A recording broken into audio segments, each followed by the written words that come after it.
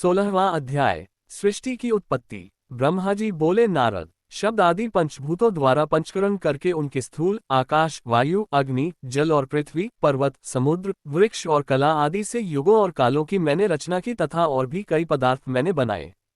उत्पत्ति और विनाश वाले पदार्थों का भी मैंने निर्माण किया है, परंतु जब इससे भी मुझे संतोष नहीं हुआ तो मैंने मां अंबा सहित भगवान शिव का ध्यान करके सृष्टि के अन्य पदार्थों की रचना की और अपने नेत्रों से मरीच को, हृदय से भृगु को, सिर से अंगिरा को, कान से मुनिश्रेष्ठ पुलह को, उदान से पुलस्त्य को, समान से वशिष्ठ को, अपान से कृतु को, दोनों कानों से अत्रि को, प्राण से दक्ष को और गोद से तुमको, छाया से कर्दम मुनि को उत्पन्न किया। सब साधनाओं के साधन धर्म को भी मैंने अपने संकल्प से प्रकट किया।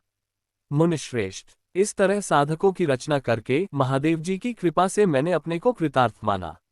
मेरे संकल्प से उत्पन्न धर्म मेरी आज्ञा से मानव का रूप धारण कर साधन में लग गए। इसके उपरांत मैंने अपने शरीर के विभिन्न अंगों से देवता व असुरों के रूप में अनेक पुत्रों की रचना करके उन्हें विभिन्न शरीर प्रदान किए। तत्पश्चात भगवान शिव की प्रेरणा से मैं अपने शरीर को दो भागों में विभक्त कर दो रूपों वाला हो गया। मैं आधे शरीर से पुरुष व आधे से नारी हो गया। पुरुष स्वयंभू मनु नाम से प्रसिद्ध हुए एवं उच्च कोटि के साधक कहलाए। नारी रूप से शत्रुपा नाम वाली योगिनी एवं परम तपस्विनी स्त्री उत्पन्न हुई। मनु ने वैवाहिक विधि से अत्यंत सुंदरी शत्रुपा का पाणिग्रहण किया और मैथुन द्वारा सृष्टि को उत्पन्न करने लगे। उन्होंने शत्रुपा से प्रियव्रत और उत्तानपाद नामक दो पुत्र तथा आकुति, देवहूति और प्रसूति नामक तीन पुत्रियां प्राप्त की। आकुति का रुचि मुनि से, देवहूति का कर्दम मुनि से तथा प्रसूति का दक्ष प्रजापति के साथ विवाह कर दिया गया। इनकी संतानों से पूरा जगत चराचर हो गया। रुचि और आकृति के वैवाहिक संबंध में यज्ञ और दक्षिणा नामक स्त्री पुरुष का जोड़ा उत्पन्न हुआ। यज्ञ की दक्षिणा से 12 पुत्र हुए। मुने, कर्दम और देवहूति के संबंध से बहुत सी पुत्रियां पैदा हुई। दक्ष और प्रसूति से 24 कन्याएं हुई। दक्ष ने 13 कन्याओं का विवाह धर्म से कर दिया। ये 13 कन्याएं श्रद्धा, लक्ष्मी, धृति, तुष्टि, पुष्टि, मेधा, प्रिय, बुद्धि, लज्जा, वसु, शांति, सिद्धि और कीर्ति हैं। अन्य 11 कन्याओं ख्याति, सती, संभूति, स्मृति, प्रीति, क्षमा, सनति, अनसूया, ऊर्जा, स्वाहा और स्वधा का विवाह भृगु, शिव, मरीचि, अंगिरा, पुलस्त्य, पुलह, क्रतु, अत्रि, वशिष्ठ, अग्नि और पितर नामक मुनियों से संपन्न हुआ। इनकी संतानों से पूरा त्रिलोक भर गया। अंबिकापति महादेव जी की आज्ञा से बहुत से प्राणी श्रेष्ठ मुनियों के रूप में उत्पन्न हुए। कल्पभेद से दक्ष की 60 कन्याएं हुईं। उनमें से 10 कन्याओं का विवाह धर्म से, 27 का, चंद्रमा से, 13 कन्याओं का विवाह कश्यप ऋषि से संपन्न हुआ। नारद, उन्होंने 4 कन्याएं अरिष्टनेमि को ब्याह दी। भृगु, अंगिरा और कुशाश्व से 2-2 कन्याओं का विवाह कर दिया।